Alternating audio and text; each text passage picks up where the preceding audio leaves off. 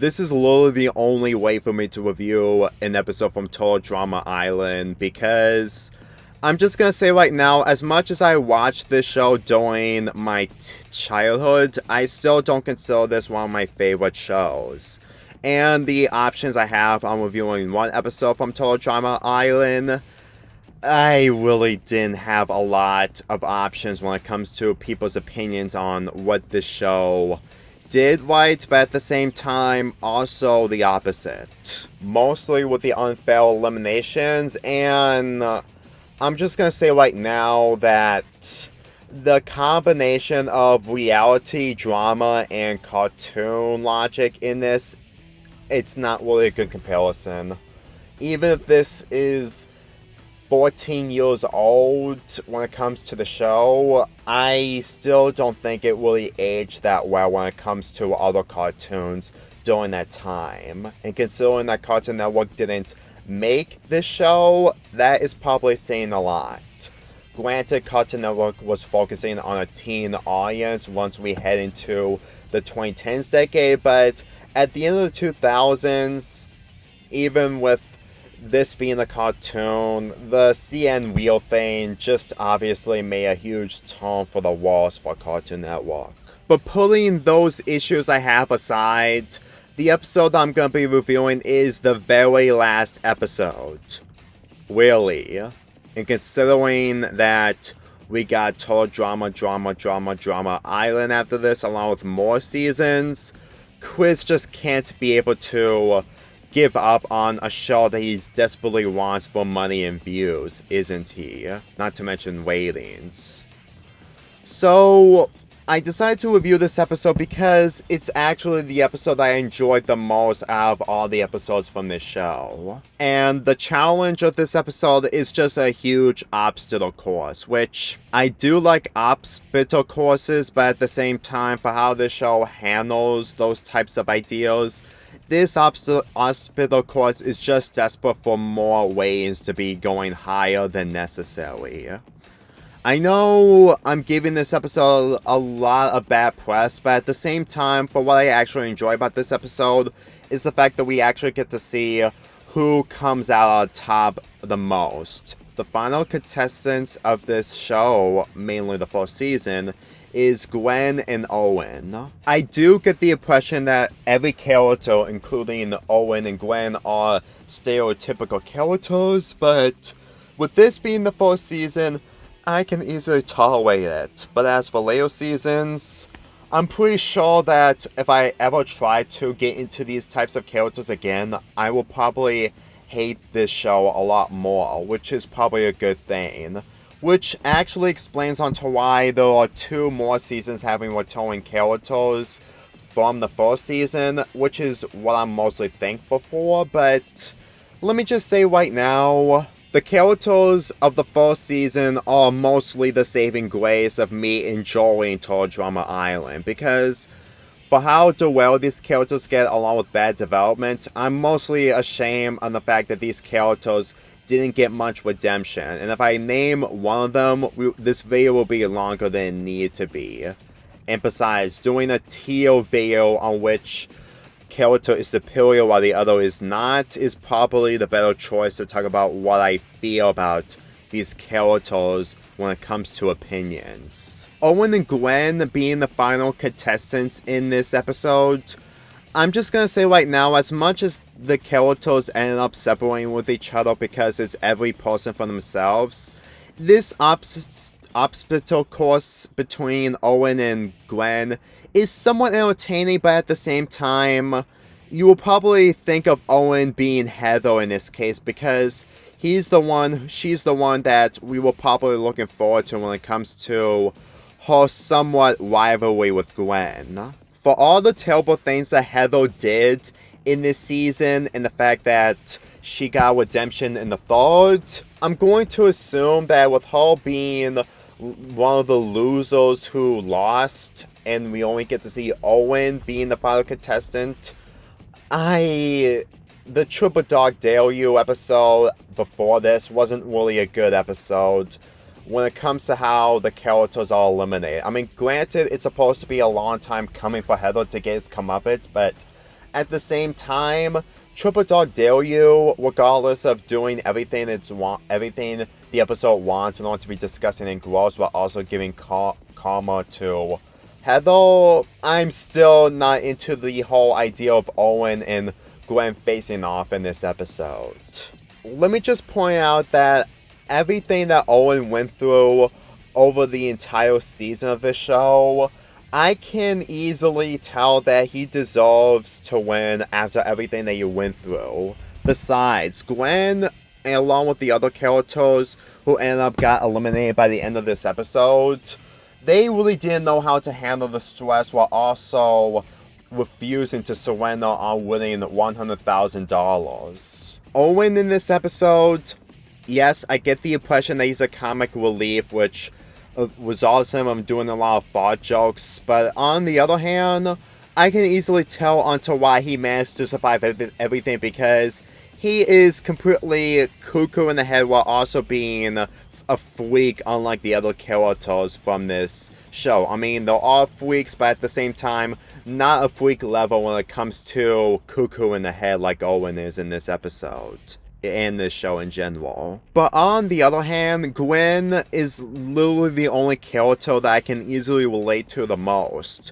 Throughout the beginning of this season, towards the end of it, she has character growth towards characters like Trent, along with other characters who, let's just say that she absolutely despises. But on the other hand, she did mention in one of the confessionals that she actually likes some of the people doing camp, which is actually something that some people don't usually enjoy once they got on the island in the first place. Mainly the early participants who the stereotype level is way too high for them to actually consider victorious in this show. And Trent in this season, before he was useless in the later seasons, his affection towards Gwen actually shows much more character development when it comes to Gwen's relationship. If you really think that if Trent wasn't in the show whatsoever, then Gwen will probably be mostly a stereotype character and nothing more. And I'm gonna say the fact that Trent is carrying the boulder to show his affection towards Gwen the most, I would probably think that anyone else in this entire planet would do something like that if they're ever in a contest involving $100,000, but at the same time, so many injuries or death. When it comes to the other characters who lost before getting up to this point in this series, since that Owen said that there's going to be a huge party that everyone is invited, most of the people who are rooting for Gwen end up going to Owen instead, and they are desperate to have Owen win. And let me just say, if we saw this episode for the first time back in 2008, we can tell that Gwen will probably win this by a clean sweep. So I'm pretty sure that Owen will probably lose when it comes to a landslide. And let me just say this right now, that without these characters in this episode, Gwen will probably win this regardless. As for every other character, mainly Courtney and Duncan, I'm going to assume that this is mostly for fan service, and to think that we thought that this is one of the final episodes of this show, only to realize that there's going to be more seasons afterwards. Yes, I know this is still a cartoon at the end of the day, but at the same time, the realism is still real regardless. To be fair, the challenge itself, as much as I do not like this hospital course, it is still underway to actually see Gwen and Owen trying to face each other while also winning the prize. Even though that there are other challenges better than this challenge is still better than one of the worst challenges from this show. And they're all worst challenges if you want to include Phobia Factor. And let me just say that episode involving characters facing off their fears, even though they didn't win a point at the end, it just shows that Chris is mostly showing favoritism towards other teams. Granted, people who work on shows mostly do that, but on the other hand, Chris is still a psychotic nutcase wherever he does these types of shows. getting into the ending where I said that Owen is the one who deserves the victory the most, well, since I've learned about this 10 years ago, there's an alternative ending if you want to prefer Gwen over Owen, and I didn't say that Owen was my favorite to win. My favorite to win is Gwen. Thank the Lord that they did this alternative ending for the next following seasons as a way for viewers and fans to pick a different choice other than Owen. Granted, it won't be the case with the other contestants, but at the same time, it will probably be a lot more expensive to animate everyone else's reactions on winning. I understand that without the Owen ending, we won't get further seasons along with a chance to win $1 million, which is 10 times more than $100,000. But let's be honest, these characters have went through hell. A lot of hell to win $100,000, and going for it 10 times more after the season, I'm pretty sure that Gwen isn't that stupid enough to go through so much stress to get $1 million, which ends up getting eaten by a shark. So if you really expect me to believe that these characters will go to another season by winning more money, they can still become famous off of other shows since that they're mostly well known from this season, especially that they can still work money in order to become more famous.